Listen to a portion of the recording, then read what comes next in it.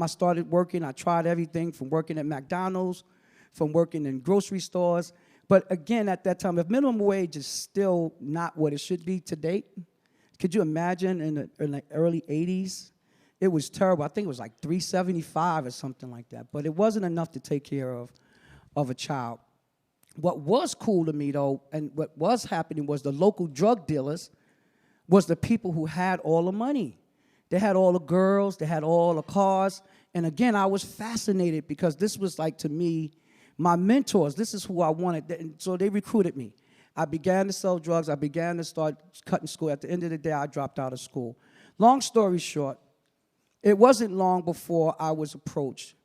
And there was a situation that happened in another part of Brooklyn that I had nothing to do with. But because of my lifestyle in East New York, the police department at that time needed somebody to pin a crime on. And I was arrested, right? And I was brought into a precinct. I've never been arrested prior, never had a criminal record. And I was asked all these questions about this crime that I had no knowledge of. And I denied having any info. Individuals involved, I had no knowledge of. I denied. At the end of the day, they said that if anybody came in here and picked me out of a lineup, then I would be going to jail. That's the bottom line. You don't want to tell us who did it. The bottom line is, if they say you did it, you're going to jail. So I was put into a lineup. Remember now, I've never been experienced. So this was culture shock for me. And literally, at the end of about an hour, sort of maybe 2-hour interrogation, I was told that I was being charged with the worst crime that one can be charged with, and that was murder. And I was like dumbfounded. I was devastated. I'd never been to Rikers Island. I'd never been in jail. I didn't know what the hell they were talking about, but I was scared out of my mind. And I went to jail. I went to Rikers Island. I was 17, 18 at that time, and I was charged with the worst charge that you can be charged with in the state of New York. And I was facing the rest of my life. Now, my mother's public assistance. We don't got no money. I don't know the law. At the end of the day, I still could not accept a plea bargain for a crime that I didn't commit. And I took my case to trial. And all I remember about trial was, at that time, was Perry Mason and some of those other strolls that if you're innocent, right, you'll get acquitted. That's what I thought, not knowing that there is a real imbalance in the justice system. And if you don't have the proper representation, the right knowledge of the law, the bottom line is, if the jury convicts you, you're going to jail. And I was actually went to trial, and I was, thank God, found not guilty of murder after a very controversial trial. But I was, unfortunately, they found me guilty of manslaughter. And I didn't know what the hell the difference was. But at the end of the day, I was sentenced to 15 years in maximum security prison. And again, here's a guy, and I'm going to end it with this, that was going through this experience for the first time. And I was, I was scared out of my mind. And at the end of the day, I'm similar to like Sister. When I got into jail and I went upstate and I was in school and I basically was breezing through like the work because it was easy to me, I was told that I shouldn't even be in jail because I was too smart. And I began to start my advocacy. The work that I began to do today actually didn't begin with this tragic incident. I want to come back to that. I want to move on to Cory, Sure. but I want to come back to that particular part of that incident that sort of like birthed Man Up Inc. I'm going to come back to you with that. First of all, I didn't know you used to play tennis, but we're going to talk about that offline. Cory, you kind of got to give us like, take the mic, Cory. Peace, peace, peace. What's good? What's good? So what's good, y'all? Y'all ain't hear that? What? We're going to work on it. We're going to work on it. Queens up. So I grew up in Queens.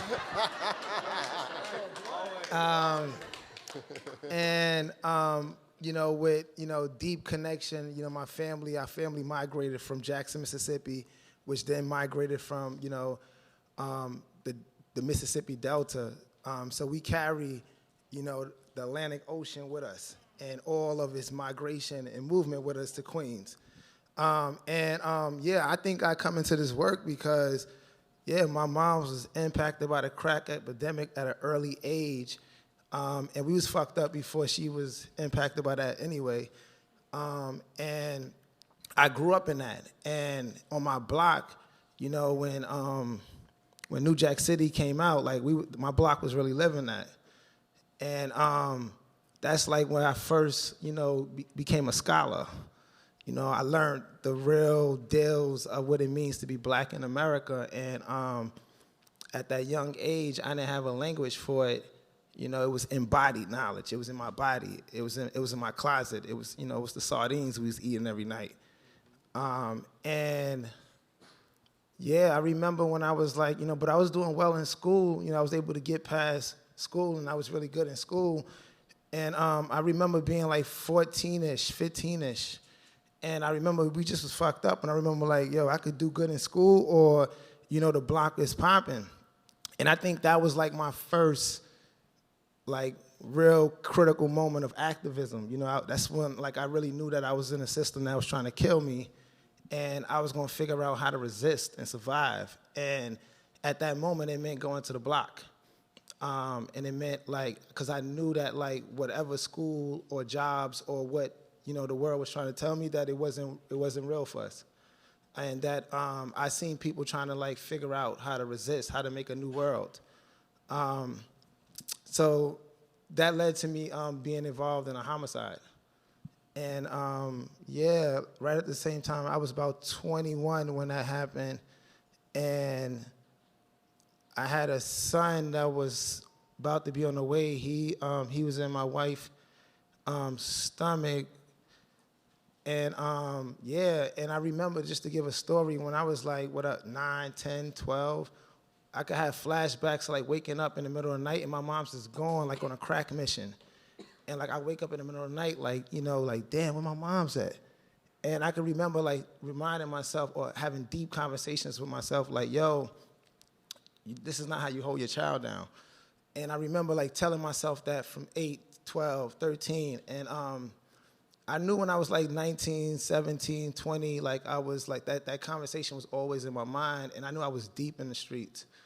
So I say that to say, when I was locked up, and I was locked up for this homicide, and my son was 6 months in my wife's womb, like I was really like having deep conversations with myself about, like, you know, like what I promised myself and my unborn child. So that was part of my journey. That was deep. That was really part of, like, that was a first shift that, like, while it was important to resist and organize, that, like, I had to really think that, like, I needed, like, to think about just not about me. I had to really incorporate what it meant to incorporate other people that love me, that's connected to me, that I'm connected to. And then to fast forward that, when I, you know, I spent 2 years on the island, and when I realized that I was doing 8 years, and that I was going to be able to come back out, and if I could figure out how to get through upstate, I went into a zone, man. I went into a zone to kind of like to start preparing for the war that I was coming out for. And on that journey, I met Marlon. I met A-Rocks. Shout to A-Rocks. I met Bill. I met Butterlab. I met Craig, Shaq, and they was already cooking up, you know, something that we call a holla now. And we was all on our own personal, individual journeys. And when we came together, and when they was cooking that up, and they brung me in, we just been bubbling that ever since. And that's a little bit of, I talk more, but that's how I come into this work, through holla. Real quick. I could be in candid with y'all, right? So we had an email correspondence. We was asking Cory, because Cory he was like, listen, we got the Holla youth leaders. I want to put them on the panel too. And I was like, we could do that, but we got 4 people already, plus you. We can't have like a conversation. But I want to, he's shaking his head, no, he's saying it ain't him. But no, I want to sort of like bring this in really quick. If you do it really quick for me, Cory, in terms of why do you think it's important, in terms of like what justice looks like, why do you think it's important for the folks that you're working with, particularly our young folks, why it's important to not just have them in a position of like, they're just helpers?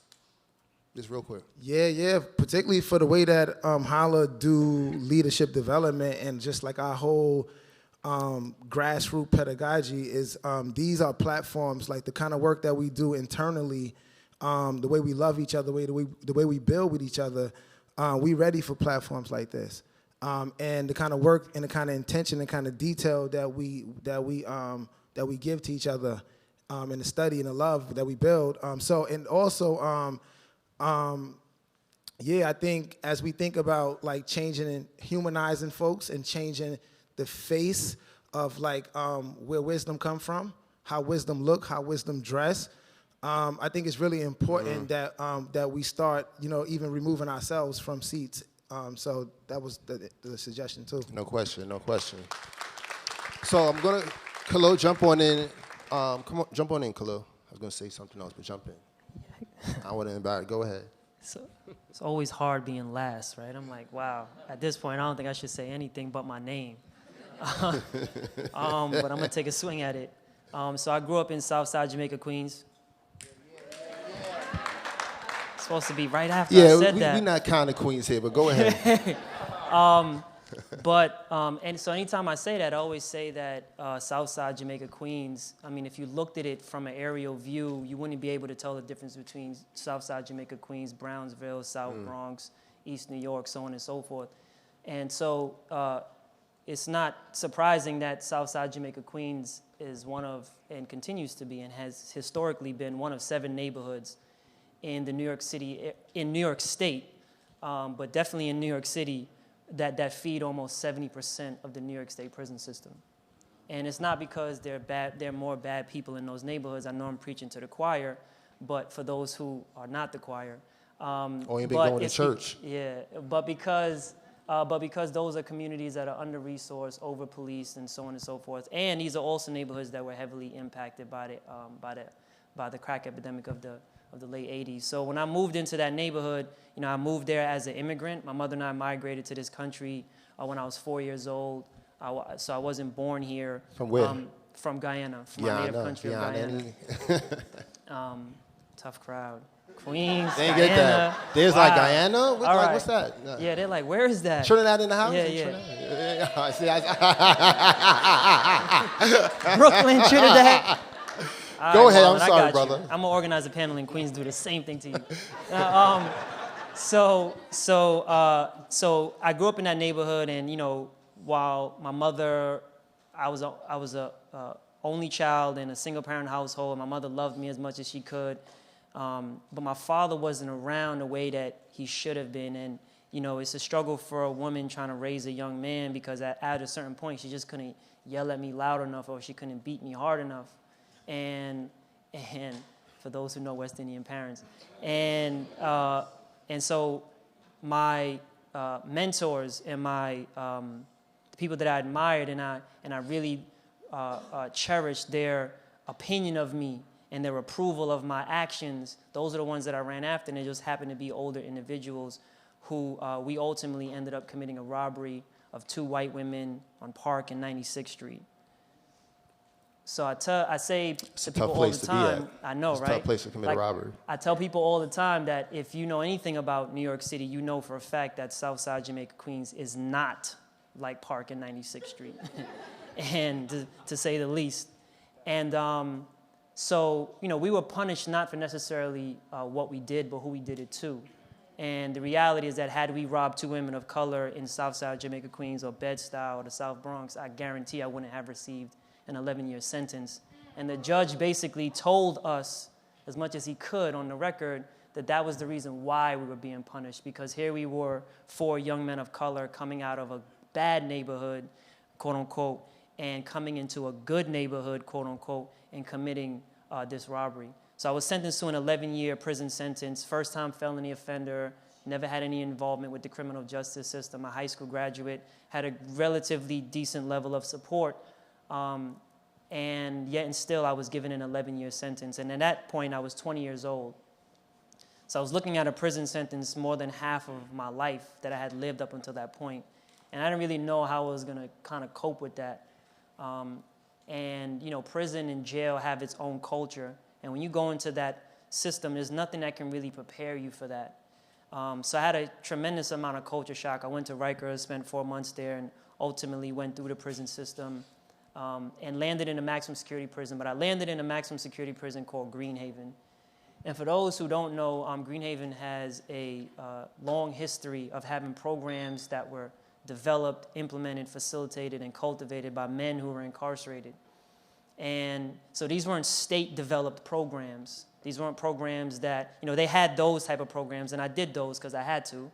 But also in these programs, it was where I found a new set of mentors and colleagues and people to inspire me and people whose opinion I cherished and whose acceptance of me I also equally valued. But these are men who were guiding me in the right direction. And they looked at me as a very young man who had a lot of life ahead of me. And they wanted to plant a seed because a lot of them, unfortunately, knew that they would die in prison. And I share the same sentiments that my sister Topeka said, is that some of my closest companions that I've shared intimate moments with, meaning that I've shared things about myself with them that I would never share with anyone else. These are some of the most brightest and gentle and loving people that I've ever met in my life. But yet and still, they're in a maximum security prison. So it was in this setting that I learned that I had the ability to do college. I learned that I had the ability to not only do it, but I learned I had the ability to do it well. And I remember the first time that I got an A on a college-level paper, I even questioned the professor after the class. I had a chip on my shoulder, right? And I was like, why did you give me this A? You didn't have to do that and this and that. And, how many people do that now? In school?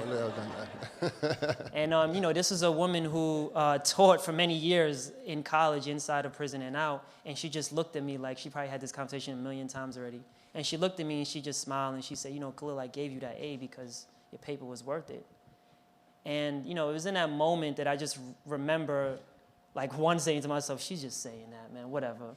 But then in my cell, I remember I reflected and I said to myself, damn, if that's true, what else have I been told that's not true? I've never been told that I can do college and do it well. Actually, I've been told that I could never do college. And here I was questioning myself, and it was in combination with a question that one of my mentors asked me my first 6 months in prison. He asked me, do you want to continue to be a part of the problem or do you want to be a part of the solution? And again, I just remember saying, whatever, man, this guy's trying to be my father right now, whatever. I'm a grown-ass man. I don't need no father. But I remember, reflecting, I became terrified because I realized that I knew that I was not being part of the solution. I didn't know what depth I had been part of the problem, but I knew for a fact that I was not lending to the solution. And so it changed my perspective of who I was as a man, as a human being, as a society member, but more importantly, who I wanted to be as a productive community member, who I wanted to be after I left prison. And it was with that goal and that drive that I started to get myself involved in not only college, but many other programs, including the Alternative to Violence Project, Prisoners for AIDS Counseling and Education, the Youth Assistance Program. And I kind of prepared myself for my journey of release. And when I left prison in February of 2010, I left it basically with two commitments. One was that I knew that I didn't want to go back to prison. I knew that prison was just not for me. I was a very early convert. I was in reception, and I was like, I get it. I totally understand. You guys are right. It crossed my heart. I hope to die. I will never come back. But I had to do my whole sentence. And so that was one. And I knew, that's an easy thing to say, but I knew for a fact that my self-worth was greater than that. That's the real commitment, right? And then, thank you. And then the second one was that I wanted to rebuild a legacy for myself. As Marlon mentioned, I have two young daughters, and I felt like I wanted them to be able to tell the story of their father one day and be proud of who that man was, particularly in these days and time. And I felt like had I died the day I left prison, I would have not left them that legacy. So it was those two commitments that I began my reentry, and I began it with a lot of fervor and urgency. And I remember I was saying things like, I want to get gainful employment in 90 days, and people were like, Khalil, you should really slow down. And then I got it, right? It was 89 days, and I signed the paperwork. Then I said I wanted to go to college, and they were like, you should probably slow down. And I got in, and then I did my undergrad in 2 years. And then I said I wanted to do a graduate degree, and they were like, okay, maybe this guy can really do that. And then a whole bunch of things happened. Phones, good people, phones, we know better. A whole bunch of great opportunities happened for me. And then I was 1 week away from completing a master's degree. I was 1 week away from starting a new job. And it was May 8th, 2014. I had already successfully completed parole. And it was a knock on the door. And I remember the morning so vividly because it was I was just literally about to walk to my daughter's room and wake them up for their day. And we hear the doorbell. My wife looks outside and she says, "The police are here." Now, I tell the story all the time, like for someone who has not had any involvement with the criminal justice system, you look like the police being at your door at 7 o'clock in the morning, you're like, there's no way that they're here for me. But when you are involved in the criminal justice system and it has had its tentacles entrenched in your flesh for so long, the police being at your door at 7 o'clock in the morning is indeed not a coincidence. And as a matter of fact, I remember feeling a sheer feeling of terror because I knew that they were there for me. And so we opened the door and it was police officers and they said they were there to conduct an investigation. And anyway, so we let them in and it was in our living room that they told me the real reason that they were there. They said that they were there from Immigration Customs Enforcement and that they were there to apprehend me. 3 DHS officers in my home armed with my daughter sleeping in their bed. And so, I mean, it was the worst case scenario that anyone who has built a new life for themselves over the previous 4 years can actually face.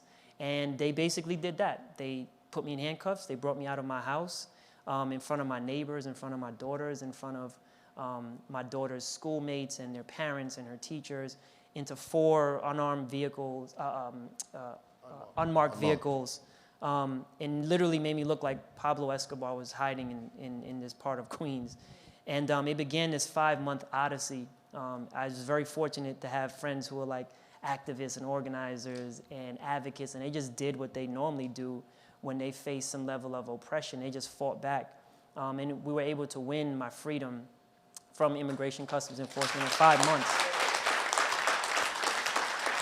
And it was largely because of people who are here in this room and many people who are not, including my brother Marlon and Cory and folks who just fought on my behalf and wrote letters and told my story as many times as they could. And the government basically said this: although you're in the top tier of those who would detain and deport under the Obama administration, I want to make that clear, that although you fit that category, we do believe that everything that you've given to society is worth you staying in that society and continuing to do what you've done. So they released me, and that was October of 2014.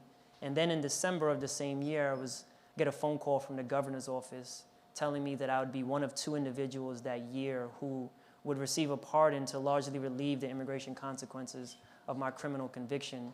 So January 1st. That's dope. Thank you. So January 1st of 2015, when I woke up, I basically had to make a new commitment to myself on top of the 2 that I had made when I left prison, which was to tell my story as boldly and as plainly and as unafraid as I could, because here I am, a survivor of 2 systems who, at its core, they're both designed to dehumanize you and to break you. I tell people all the time that prison is 15% physical and 85% mental, and immigration detention is probably 95% mental and 5% physical. And here I am as a survivor of both, and with a new commitment to do that, to honor those who are just like me but have not had the outcomes that I've had. And I say all the time that I am not exceptional, but I am the product of exceptional opportunities, and those are the same opportunities that should be given to men and women who face the same circumstances and struggles and hurdles that I faced. Thanks.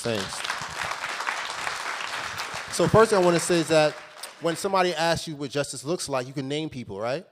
You can definitely name folks, right? So really quick, I don't know if anybody in the audience want to jump in at any point, or anybody who has any online questions, let me know. So somebody back there has a question or a comment. They have a microphone coming to you, Akiba.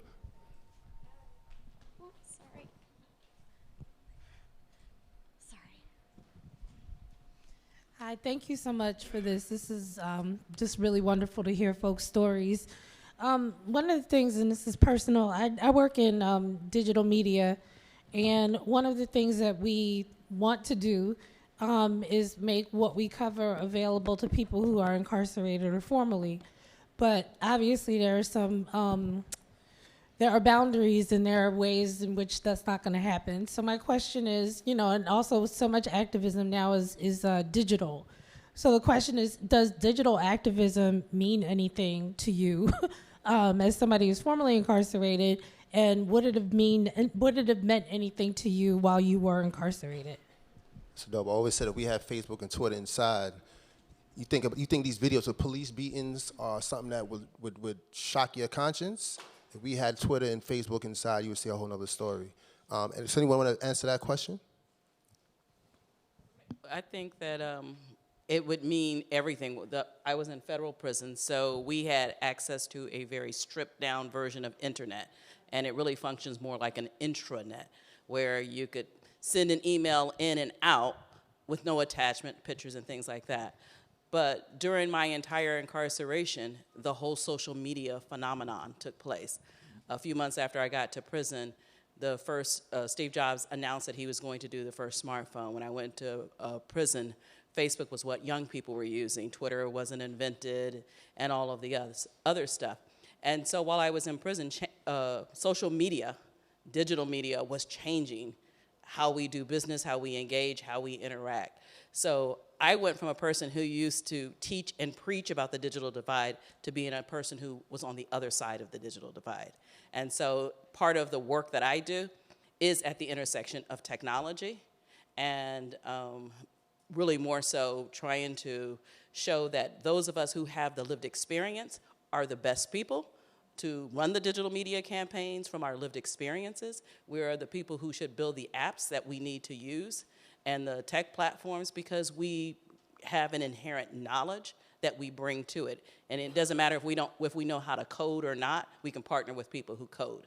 But, you know, digital media is important, and it's important just, again, as we've all talked about, the need to humanize, because it is the fastest and best way to show our faces and to get the point across, all of them. Thanks for that. So, go ahead, Khalil. Yeah, if I can just add to that just real quick. It's really building off of your question is, why do we feel like if giving someone access to the internet is going to make them inherently more bad? I think that's the underlying question. Like, the idea of not giving folks who are incarcerated access to the internet is because they're going to do something wrong or because they're going to commit another criminal act, which again speaks to the point that, you know, we really have dehumanized and we've really, to some respect, created this image of the people who are incarcerated as men and women who blood dripping from our mouths and, you know, inherently evil. But the reality is that until we tackle that underlying issue is when we present certain policies or even certain resources to men and women incarcerated, that it won't be any pushback, because the general pushback now is there's no way that we can ever give them complete unfiltered access to the internet, where, as we see with other countries, that they do that, and that's not even a question, because they know that if this is what people are doing on the outside in society, then this is what people should be doing in a smaller society, because they're eventually going to come back out. So, I have a question over there, but I want to just put this quote out here. I got to bring in and summon in the spirit of James Baldwin, and he wrote this probably about 50 years ago, and then we'll go to the question over there. I know that prisons do not rehabilitate because it is not their purpose and it is not in their power. One is not rehabilitated by learning to cooperate with the structure designed to debase the person into the prisoner. This is before mass incarceration became the term that we use every day, that we hashtag. This man said this about 50 years ago. So just in hearing these folks speak, I want you to sort of like just let that seep in a little bit. You have a question over there? It's more of a comment to the question that was asked and answered.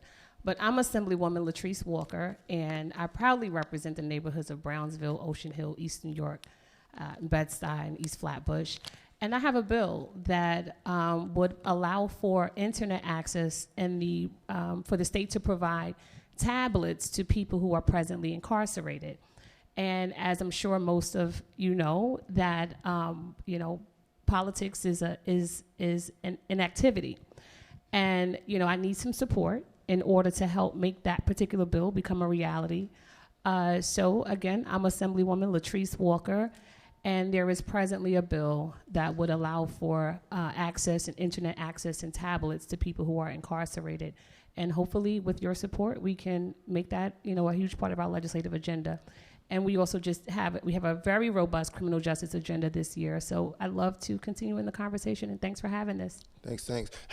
There's a question up there, but I want to come to you now, Topeka, actually.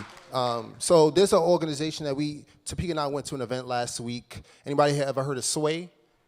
Sway, if you're from Generation XS, old MTV, he's a host, whatnot, or just letting you know. If you're a millennial, you might just know, you don't know the answers, Sway, from Kanye and him having interaction. But Topeka and I had the opportunity to be at an in-studio session where he interviewed an organization, or people who found an organization that does work in San Quentin in California. It's called the Last Mile, and they go inside and they teach the men inside to code and learn how to code. But there's something interesting about, we're talking about amplifying the humanity of people in prison, because people in prison already are human, so we can't give them humanity, we just need to amplify it. But it's also in that realm about language and how we speak about folks who have had this experience. And Topeka, I was sitting behind Topeka, and there was something that was happening, and she was turning around at me, she was like, Marlon, I don't know what I'm gonna do, I'm gonna know what I'm gonna do. And she stood up, but I want you to talk about that experience real quick. Yeah, look, I'm getting uncomfortable now talking about it. So, Sway was, it was a great program. Let me start by saying that. It's a good program. Right, let me start there. But the language that was being used, inmate, was used several times during the talk. And so, but he did catch himself, and he kept saying, I don't like to use that word, but then kept using the word. And then it was the other people on the panel also kept saying inmate. And it started triggering something with me. And I didn't even realize that. Working in the space every single day, reading things, and being around people who really don't understand the importance of language when dealing with whatever communities you're dealing with. You need to know how to speak to them. And so I kept raising my hand because I felt the need to have to say something. And I did. In the end, I wasn't able to say it on air, unfortunately. It was only one other person who got to speak, but I knew the importance of saying it, whether it was on air or not, that it's great to want to work into the space to help formerly incarcerated people and incarcerated people have other opportunities to be able to gain marketable skills for when they are released. However, if you're going to deal in a certain demographic, you need to know how to speak to us. And so I just had to make that clear, and it was important, and they agreed, and I just feel like we all need to be clear on how important that is.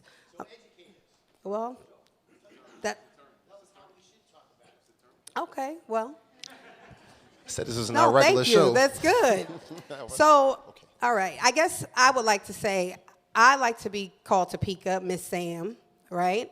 I don't mind being referred to as a formerly incarcerated woman or individual. And I say that because incarceration for me was an experience, just like going to college was an experience, just like traveling around the world was an experience. All of those were experiences in my life. So when you say inmate or ex-offender and use those terms, you are then labeling me to who I am presently, which is not. Even when I was inside, when they said inmate Sam, I didn't answer.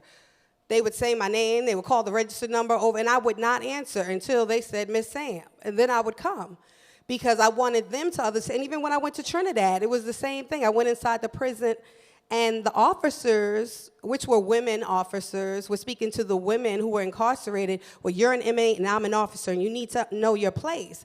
And I had to speak to them and let them understand the importance of language, because you would not like to be called outside of your name. And to me, that's just as bad as calling me a bitch if you call me an inmate, or you call me an ex-offender, or you call me these things. That means the same to me. So, and if you don't know, then you do what you did just now, and you just ask. And if I can add to my sister's point, because I'm a wrongly convicted individual, right? I've been through the system, and I did not commit the crime for which I was convicted of. And so for me, I had to change the way people saw me, because they had this impression of me which wasn't true. And when I learned that there was these stigmas that was attached to you, but because you were incarcerated, I was just blown away.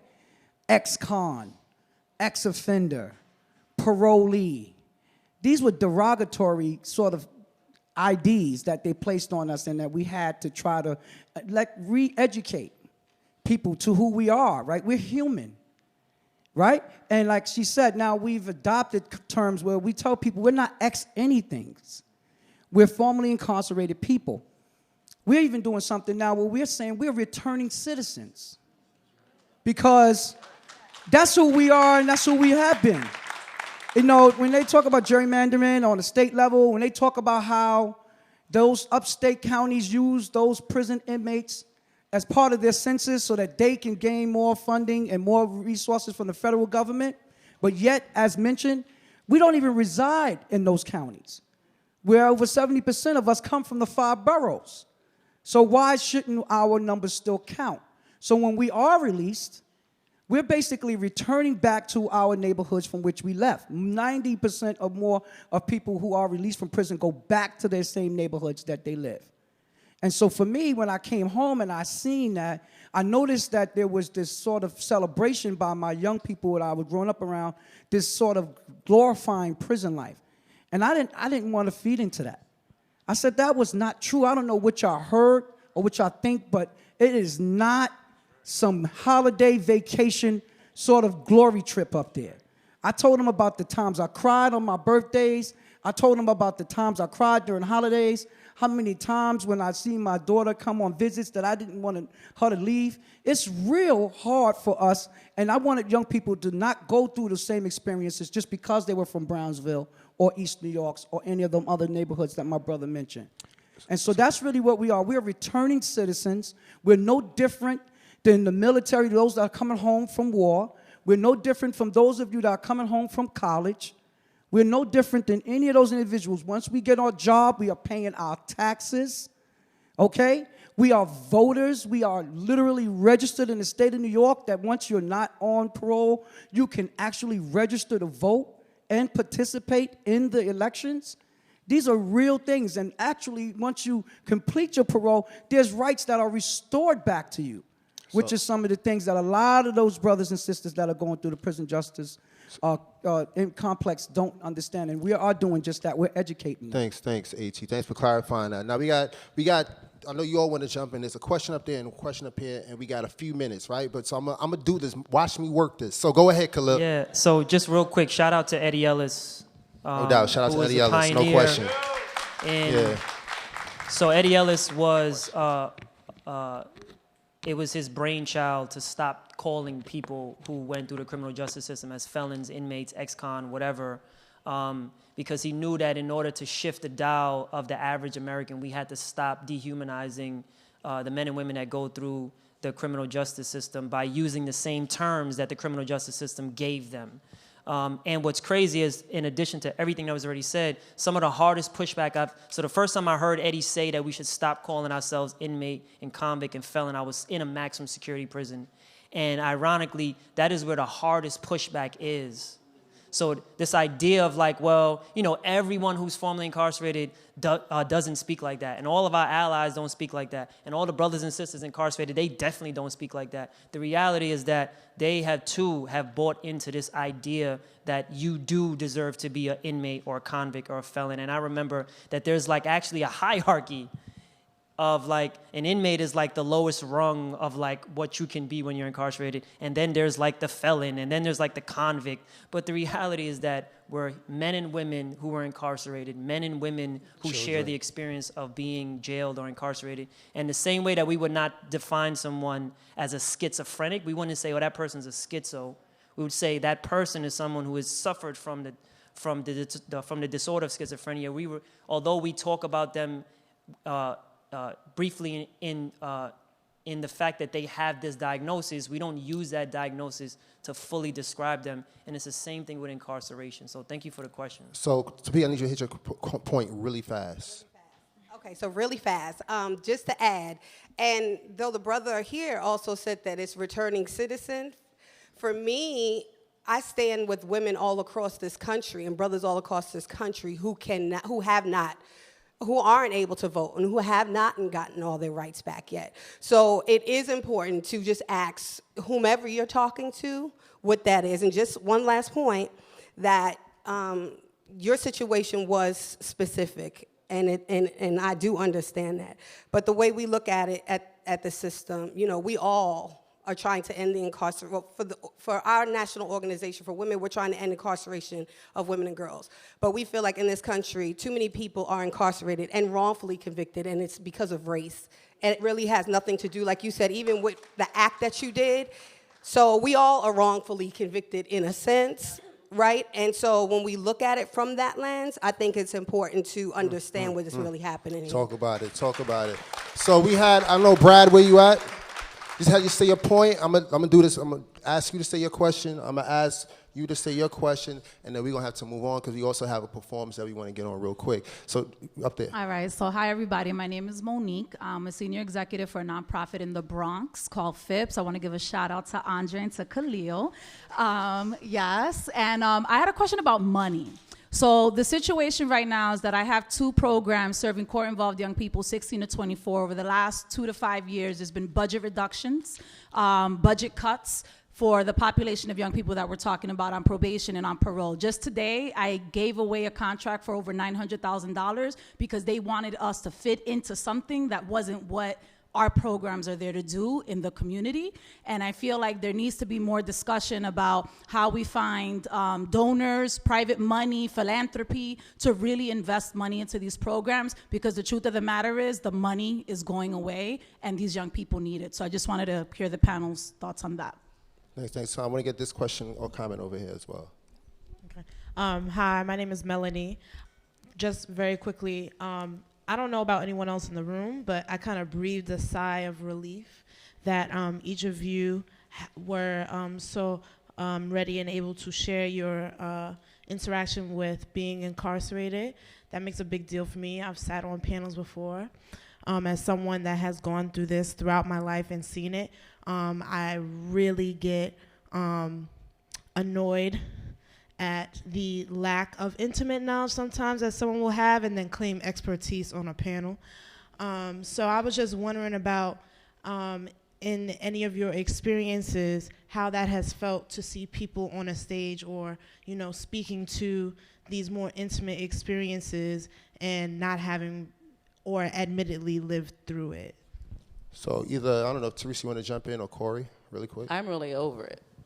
That's just plain and simple. I feel like we are individuals who have the ability to speak for ourselves, and we have the ability to provide a lot of the solutions.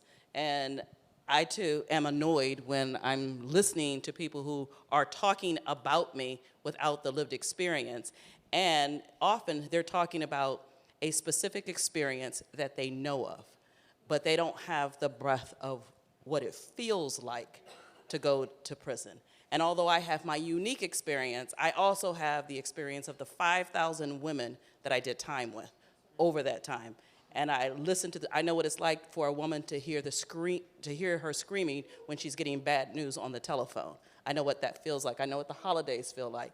And so for me, I feel like we have the capacity. What we need is access to funding. We need access to opportunities. We need more platforms like this. We need digital, but I feel like there's just this groundswell that's going on with formerly incarcerated individuals where we are rising up to this moment and unafraid, unapologetic, and I feel like we're having doors open, and in other cases, we're kicking doors in. Khalil, really quick? Just real quick. So the one thing that I would offer to everyone in this room is that when you see a panel discussion, any panel discussion, it can be about women's reproductive rights. It could be about it could be about poverty. And if you see a panel of experts and their only reason that they're experts is because they may have done some research or because they wrote a peer-reviewed paper or whatever, and not to take away any of those efforts, that we should be asking the people who organize that, where are the people who are directly impacted? Because I'm going to tell you why. They expect that from us. Because they're like, oh, here goes Khalil, just on his trip. We know, we couldn't find one, or you weren't available, right? We emailed you, you didn't return it. So anyways, but it's when the public starts saying that stuff, like, wait a minute, why is that even happening? That's when stuff is going to change. And ironically, someone sent me a thing today. It was in panel being organized by Philanthropy. And they were talking about what? They were talking about bail and how bail should be reformed and all of that. And I just took a quick scan. Nobody directly impacted. So the person who sent it to me, I was like, yeah, thanks for sending it, but it's just more about us without us. Within 10 minutes, no exaggeration, this person passed on the message to the organizer, and the organizer emailed me and said, we will invite you to this panel. But I say that to say that that's what it's going to take until enough people start saying to themselves, wait a minute, we cannot have a panel about that without someone directly impacted. And we're starting to see that now with women's reproductive rights. Despite what's happening on the federal level with the current administration, there is a huge understanding that you cannot talk about LGBTQ rights without LGBTQ folks, not only at the table, but intimately involved in what's going to actually be talked about, the planning of the event. Same thing with women's reproductive rights. But with criminal justice reform, we are far from where we need to be with that. So that's what it's going to take to actually get us there. So let me just jump in. I want to kind of like close off with this a little bit. I know there's a couple more questions. And I'm going to ask really quickly, y'all know about y'all know elevator pitches, right? It's like 30 seconds, right? It's not 30 seconds plus like another minute and a half, right? I want folks to also know really quick, like what you know, a little bit more about what you do specifically. But I just wanted to like share something that I had just pulled off the internets today. So our current Attorney General, Jeff Sessions. But just sort of think about, yeah, boom. Now Brooklyn want to come out.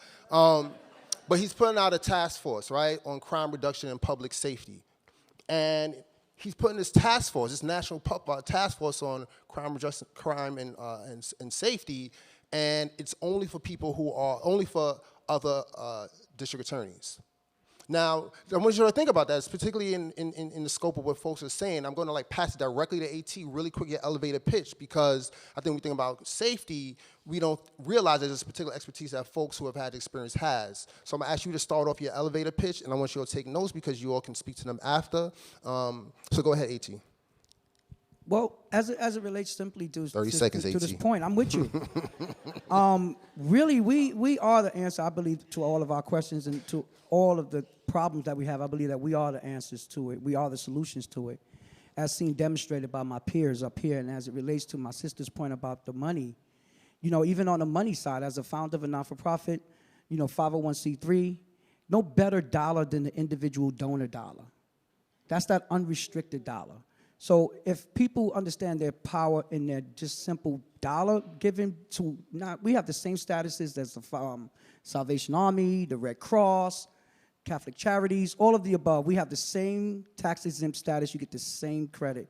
If you give your money towards these grassroots-based organizations and these type of initiatives that are going on and these organizations, it will go a long way. Thank you. Thanks. Really quick, Cory. Peace. Yeah, I organized with the Center for New Leadership on Urban Solutions and How Our Lives Link All Together.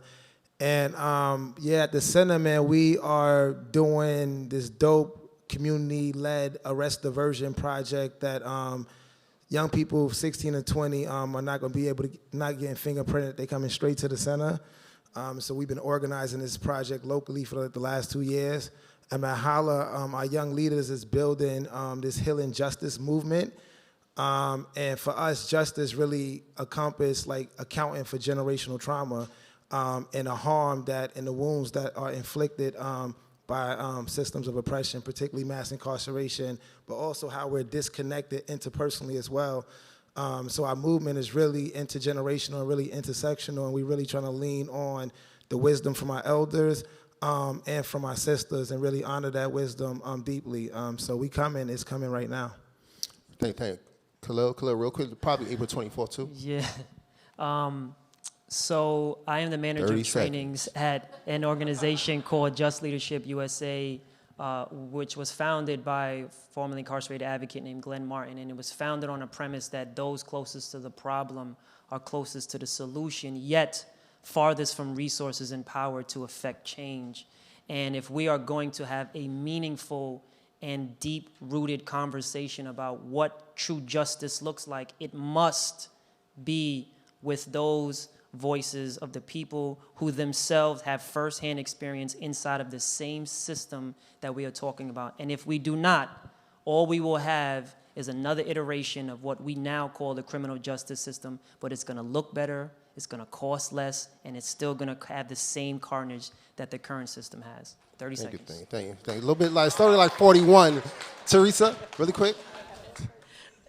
So for the last 4 or 5 years since I've been home, I've been designing tech solutions, and I am going to be releasing the first tech solution later this year.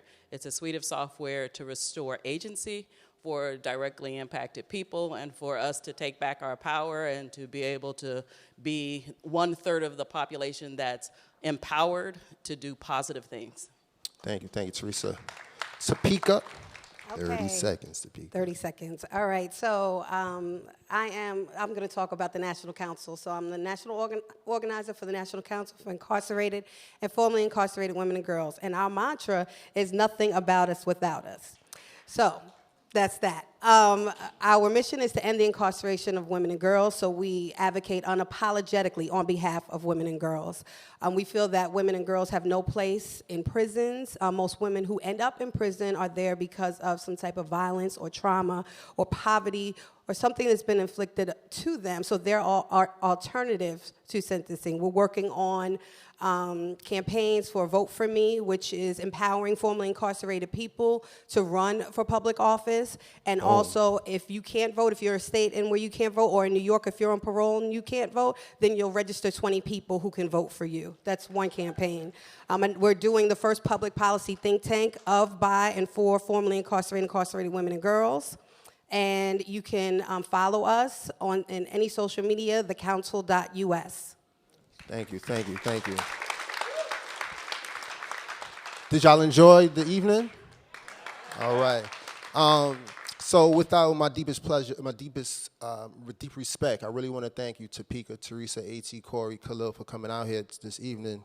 No question. So really quick, this is part of, this is actually being recorded. This is a part of I have a podcast coming out called the Decarcerated Podcast that highlights the journeys of success of people who spend time in jails and prison, and like to say that success is relative, right? Success is not only being somebody who may have started their own company, own organization. Success is you've come home and you're living home with your family. You have a job. You're just living a life that makes you feel content. Success is relative.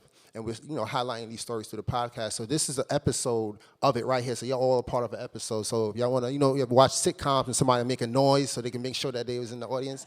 So you made a noise, you're in it. So with that said, I'll ask the panelists. Please give the panelists a round of applause.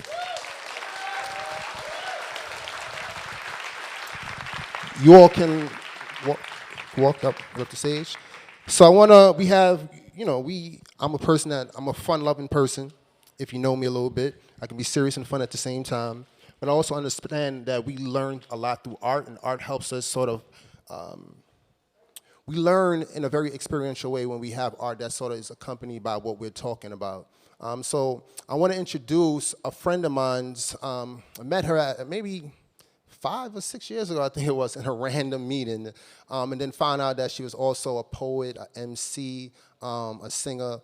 Her name is Eliza B. I want you all can put the slide on there.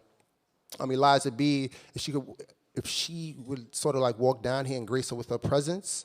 You have a microphone. Thank you. Give me a hug. Thank you. So please give a huge Brooklyn, because she all came away from Harlem, a huge Brooklyn round of applause for Eliza B.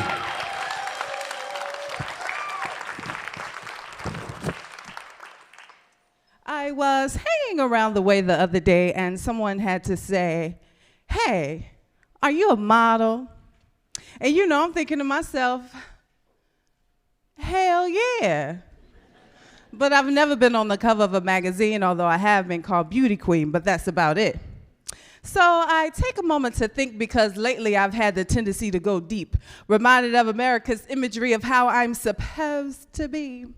My look, they took, because I'll rather imitate homegirl on the cover of that book on the shelf kept well for the eye to see, defining beauty. distorting my reality of what it is to be me. Interrupted my thought because I remind him of the image he was taught. And well, I bought the compliment at the price of my thought at that moment. I began to entertain the concept of living with wealth from my features, 6'2", and the walk. The walk is lethal. Although my brain, they'll see through, but it is nice to think about. So finally, I answered him sarcastically, yes, I'm a model. I model life passionately. And you know, I'm thinking to myself, damn, I just told him. But little did I know, I was really telling me. You see, every time I wake up, I model the life my ancestors gave me, the blessings that saved me. Watching my siblings grow, that is amazing. I model growth from poverty. Those negative forces almost silence me. Yes, I'm a model. I model life passionately. I model the day I was born, black and beautiful in my mother's arms. Every time I step foot on that university, I model my ancestors that died for me. And when I cry, no need for stress, because I model the strength not to be depressed, not afraid of pain, because rest assured when it rains, the sun will shine again. And for my friends, I model a listener. And for my man, I model your partner, your ride and fly chick. Forget the dumbness, because cutie on the front cover showing her booty is getting paid for that. I wear this smile for free. Don't let those videos teach you how to love me, because the image that they're selling, well, I'm not buying. And to tell you the truth, we all should quit our jobs and market ourselves, because deep down inside, we all can model life very well. Ask Oprah, Nelson Mandela, them Rockefellers, even Diddy will tell you life is pretty. You see, we were born with our own dictionary. And for we, our definition speaks that we are models. We model life passionately. Strike a pose. Thank you.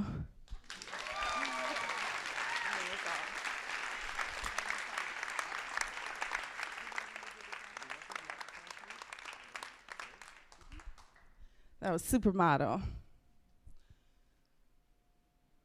The song is called Date with Destiny.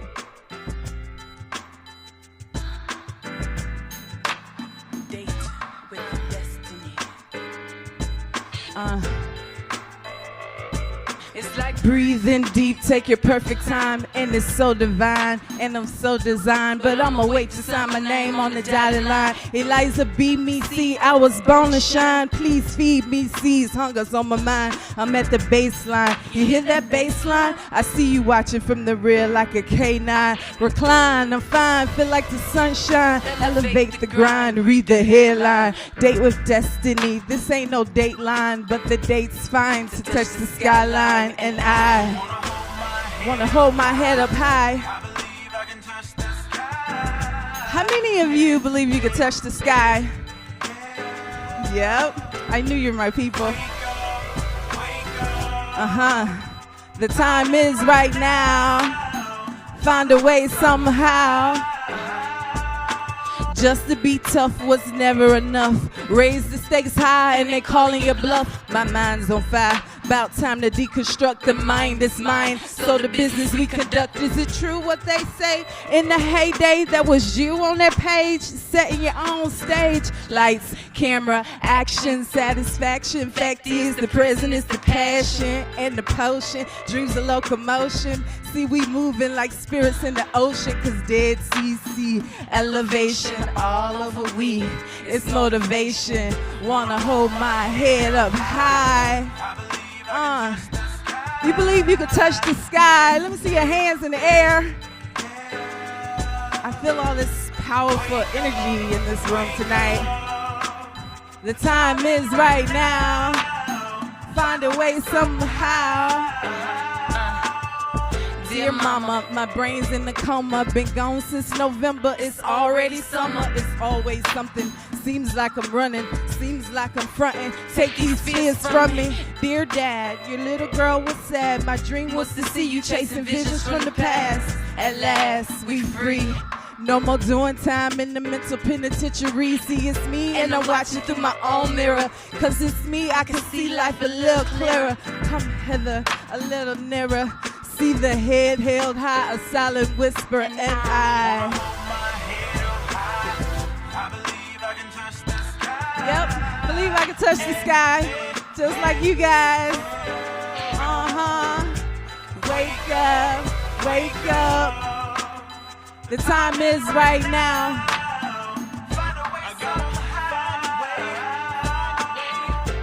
Dear diary, walking through lows of lost and found destiny around degrees of needs. Indeed, being brought precious be, trembling, purposely, awakened by destiny to be. Continue. I really appreciate that hand clap. They really gave me a little something. Thank you guys very much. My name is Eliza B. Thank you. Make some noise. Thank you. So once again, everyone, thanks for spending this evening with us. At the beginning, I asked you to think about a couple of things and a couple of things to question. And I hope you were able to do that and will continue to be able to do that as you move on, because this is a process, right? Just like incarceration is a journey, there's a process and there's a journey in terms of how we look at folks and look at these issues. And are we elevating, are we making it our duty to amplify the humanity of folks? I want to say that one more time, amplify the humanity of folks. We can't humanize folks that are already human, but we can amplify the humanity of folks. You got that? So once again, I know you have a question, but you can talk to me after when it's all done, because folks want to go home. But I want to say this. So as I said, the Decarcerated Podcast is going to be released, I think, Friday. So you can download it wherever you can find a podcast. You can hear many stories from folks that I've already spoken to. So once again, thank you for coming out this evening. I hope you had a good time.